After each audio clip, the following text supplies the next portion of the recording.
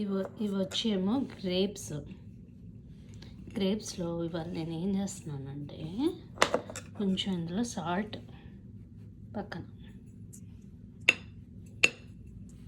వేసుకున్నాం. వేసుకున్న తర్వాత కొంచెం కారం,